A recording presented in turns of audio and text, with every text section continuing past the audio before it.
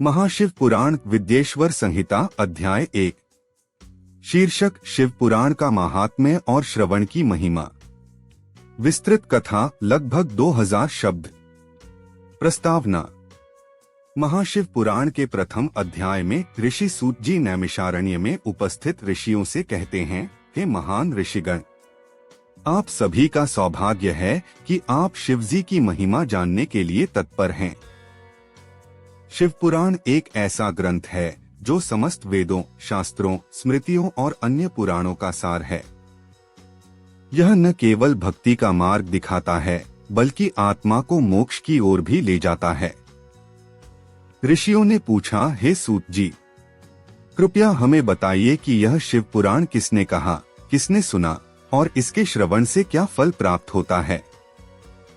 पुराणों की उत्पत्ति। सूत जी कहते हैं, ब्रह्मा जी ने सर्वप्रथम वेदों से पुराणों की रचना की। उन्होंने 18 महापुराणों को उत्पन्न किया, जिनमें शिव पुराण एक विशिष्ट स्थान रखता है। इस पुराण की उत्पत्ति स्वयं भगवान शंकर की आज्ञा से हुई और इस ग्रंथ को ब्रह्मा जी ने अपने पुत्र सनत कुमार को सुनाया। सनत कुमार ने इसे नारद जी को कहा और फिर नारद जी ने इसे व्यास मुनि को सुनाया।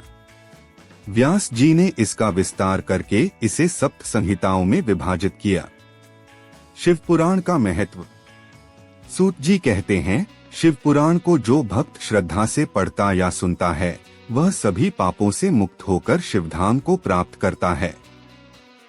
इसकी कथा सुनना ऐसा पुण्य है जैसे हजारों यज्ञ करना, दान देना और तीर्थों में स्नान करना। यह ग्रंथ शिव तत्व का प्रत्यक्ष प्रकाश है। शिव पुराण के माध्यम से यह सिद्ध होता है कि भगवान शिव न तो केवल संहार के देवता हैं, बल्कि वे ही सृजन, पालन और संहार तीनों के अधिपति हैं। वे ही आदिदेव हैं। कथा ब्राह्मण और चांडाल की कथा। सूत जी आगे एक प्रेरणादायक कथा सुनाते हैं। प्राचीन काल में एक नगर में एक ब्राह्मण रहता था जो वेदों का ज्ञाता था, लेकिन अत्यंत घमंडी और क्रूर था। वह शिव का अपमान करता, उनके भक्तों का उपहास उड़ाता और रुद्राक्ष, भस्म और त्रिपुंड को तुच्छ समझता था। शिव की निंदा करना उसका स्वभाव बन गया था। उसी नगर में एक चांडाल रहता था जो अत्यंत गरीब था, लेकिन शिव का परम भक्त था। उसके पास न तो धन था न ही विद्या, परंतु उसकी भक्ति अडिग थी। वह प्रतिदिन गंगाजल लाकर शिवलिंग का अभिषेक करता, रुद्राष्टक का पाठ करता और भस्म लगाकर भगवान को स्मरण करता। एक दिन दोनों की मृत्यु हो गई। जब यमदूत ब्राह्मण को लेने आए तो उन्हें मार्ग में शिवगणों ने रोक दिया और कहा, यह पापी है, शिव की निंदा करता था, इसे ले जाना उचित है। यमदूतों ने सहमति जताई और उसे नरक में ले गए। वहीं जब चांडाल की आत्मा निकल रही थी तो शिवगण स्वर्ण रथ लेकर आए और उसे कैलाश धाम ले गए। यमराज ने जब यह दृश्य देखा तो उन्होंने भी शिव की महिमा को स्वीकार किया। इस कथा से यह स्पष्ट होता है कि शिव की भक्ति वर्ण, जाति या स्थिति नहीं देखती, केवल भक्ति ही सर्वोपरि है। श्रवण की शक्ति। सूत जी बताते हैं कि इस शिव पुराण की कथा सुनने मात्र से ही मनुष्य के सारे पाप नष्ट हो जाते हैं।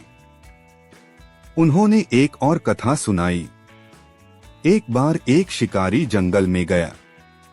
संध्या हो चुकी थी, उसे भोजन नहीं मिला और वह एक बेल वृक्ष पर चढ़ गया।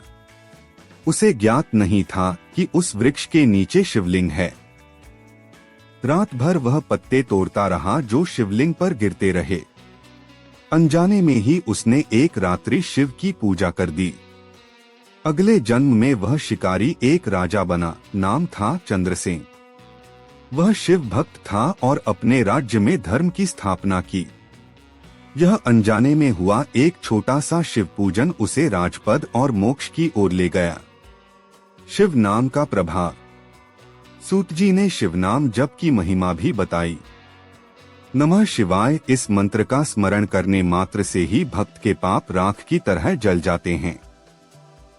उन्होंने कहा, संसार सागर से पार पाने के लिए यह मंत्र नौका के समान है। जो व्यक्ति प्रतिदिन शिव नाम का जप करता है वह भयानक आपदाओं से मुक्त हो जाता है। ऋषियों की जिज्ञासा। इतनी सारी कथाओं को सुनकर नैमिषारण्य के ऋषियों ने उत्सुकता पूर्वक पूछा, हे सूत जी, क्या कोई भी मनुष्य शिव पुराण की कथा सुन सकता है? क्या इसके लिए कोई विशेष नियम है?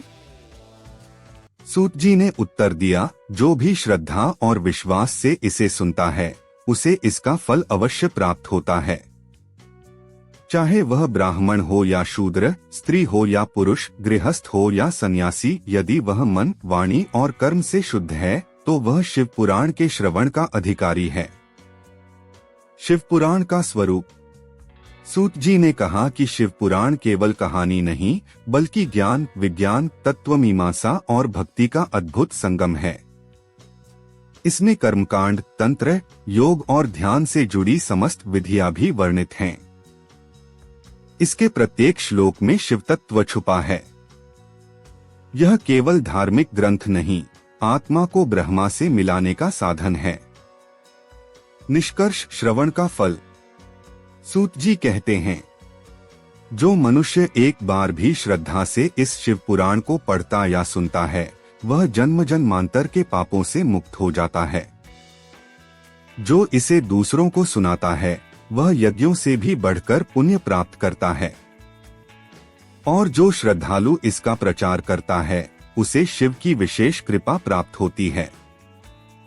उपसंहार।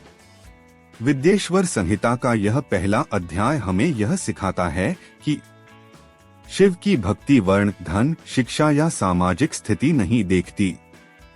जो व्यक्ति श्रद्धा और प्रेम से शिव का नाम जपता है वह शिवधाम को प्राप्त करता है। शिव पुराण का पाठ श्रवण स्वयं भगवान शिव का स्मरण है। अनजाने में की गई भक्ति भी पुण्य फल देती है अगर मन शुद्ध हो।